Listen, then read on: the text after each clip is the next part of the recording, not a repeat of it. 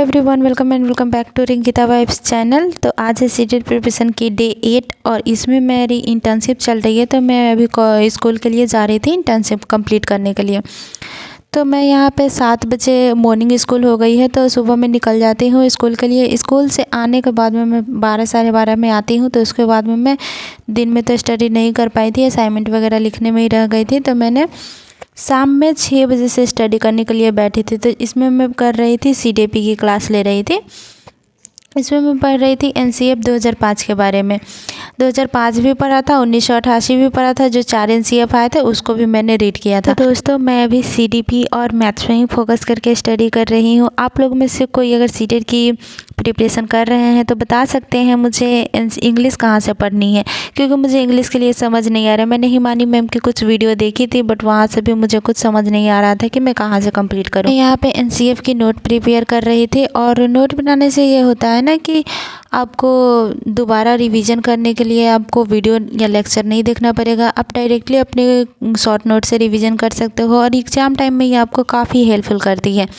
बहुत से स्टूडेंट ऐसे होते हैं जो सिर्फ वीडियो देखते रहते हैं, लिखते कुछ नहीं है। तो वैसे आपको स्टडी नहीं करनी है। उस तरह से यदि आप पढ़ाई करते हैं तो आपको ऑलमोस्ट 50% ही आपके माइंड में जाते हैं, वो भी कितनी बातें निकल जाती है।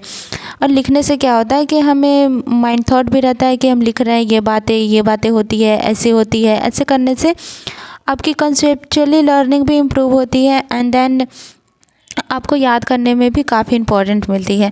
और कम टाइम में आप ज़्यादा रिवीजन भी कर सकते हो ऐसे नोट्स से। तो मैं प्रेफर करूँगी कि आप लोग नोट्स एक बार ज़रूर बनाइए।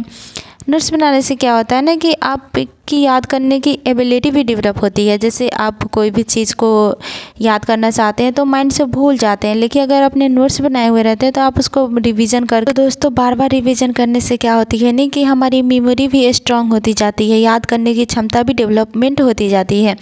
देन उसके बाद में मैंने 8 बजे फिर से मैं स्टडी करने के लिए बैठी थी, जिसमें मैं पढ़ रही थी मैथ्स का। तो मैथ्स के मैं क्वेश्चन लिख कर नहीं सॉल्व करती हूँ, मैं डायरेक्ट वीडियो के थ्रू ही सॉल्व करती हूँ। और जो भी क्वेश्चन मेरे गलत होते हैं उसको मैं नोट डाउन कर लेती हूँ और उसको मैं बार बार रिवीजन करती हूँ। तो दोस्तों, अगर आप भी ऐसा करते हो तो वो क्वेश्चन अगर रिपीट मोड में आती है तो आप उसको ईजिली सॉल्व कर सकते हैं, क्योंकि आपको सही मेथड पता होती है। उस अकॉर्डिंग आप अप्लाई करके या फिर आप यूज़ करके उसको ईजिली सॉल्व कर सकते हो।